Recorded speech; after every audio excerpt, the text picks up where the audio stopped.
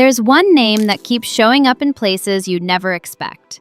Bad Bunny. He's breaking records on stage, throwing punches in the ring, popping up on movie screens, and stealing the spotlight on red carpets. It feels like every time you open your phone, there he is, on Spotify, on TikTok, on Billboard, at WrestleMania, in Bullet Train. Even if you've never streamed a single one of his songs, somehow you already know his face, his voice, and probably what he wore to Coachella. At some point, the question stopped being, how big can Bad Bunny get? And became, is this too much? Because whether you love him or you're quietly getting tired of him, one thing's for sure. Right now, it's impossible to escape Bad Bunny. Before the stadiums, before the awards, before the headlines, Benito Antonio Martinez Ocasio was bagging groceries in Vega Baja, Puerto Rico.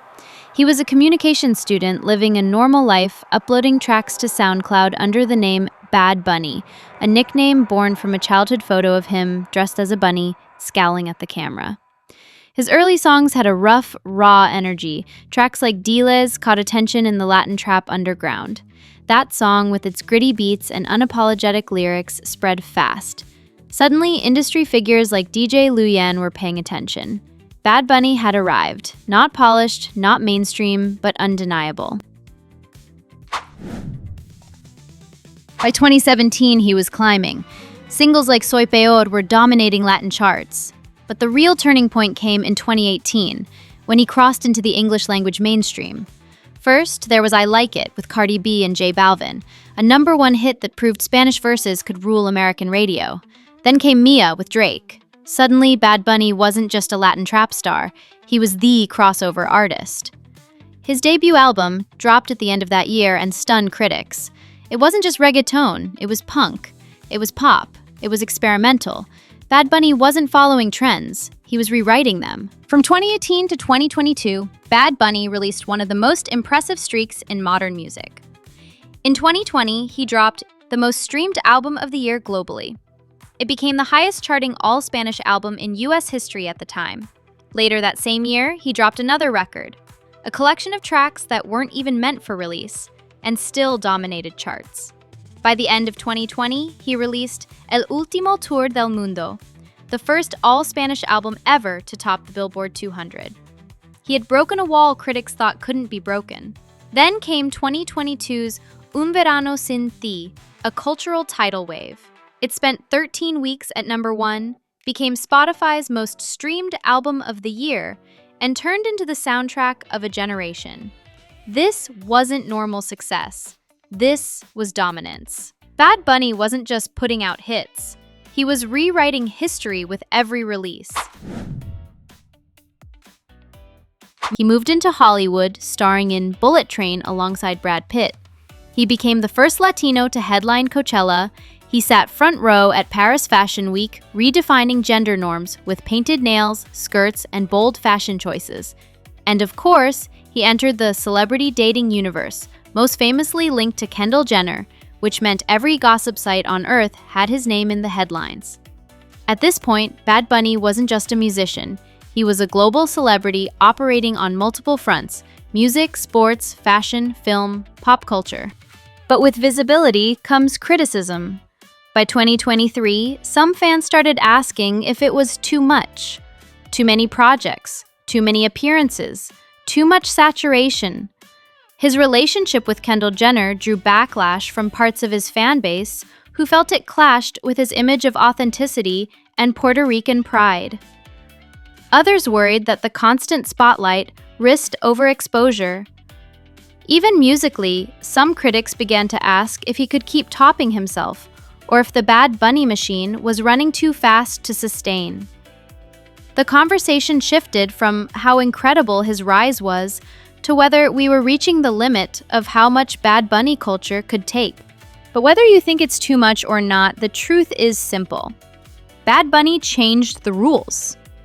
He proved that Spanish-language music doesn't need English translation to dominate.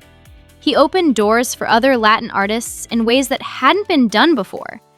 He showed that reggaeton and trap weren't niche genres. They were global pop. And he did it all while staying true to his roots, weaving Puerto Rican identity and politics into his music, never hiding his heritage, never watering it down for crossover appeal. Now, in his late 20s, Bad Bunny is the most streamed artist in the world. He's broken language barriers, topped charts, sold out stadiums, and built an empire. But with that empire comes pressure. The bigger you are, the harder it is to surprise people. The more you dominate, the more people start to wonder if it's too much. And that's where we are now, asking not just how did Bad Bunny get here, but what happens when an artist becomes this big, this fast, and stays there? When you dominate culture this completely, backlash is inevitable. By 2023, Bad Bunny was everywhere, but not every headline was glowing. His romance with Kendall Jenner split his audience. Some fans embraced it. Others accused him of drifting away from his Puerto Rican roots and the authenticity that defined his rise. A leaked video of him tossing a fan's phone into the water went viral, sparking debate about whether fame had changed him. Critics began asking if his oversaturation was leading to missteps. Even longtime listeners wondered if the relentless pace of albums, tours, films, and appearances was starting to wear thin. Bad Bunny wasn't just the biggest artist in the world anymore. He had become a lightning rod. But Benito has never played the game by anyone else's rules.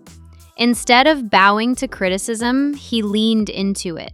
His album, translated to English as "Nobody Knows What's Going to Happen Tomorrow," was darker, more introspective, and more experimental.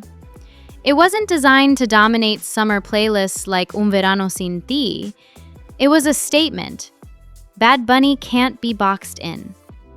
In interviews and on social media, he spoke openly about fame, about exhaustion, about wanting to disappear at times.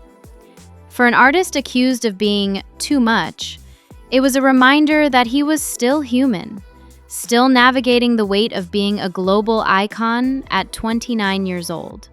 Reinvention wasn't just a career move, it was survival. Now the future of Bad Bunny feels both unpredictable and inevitable.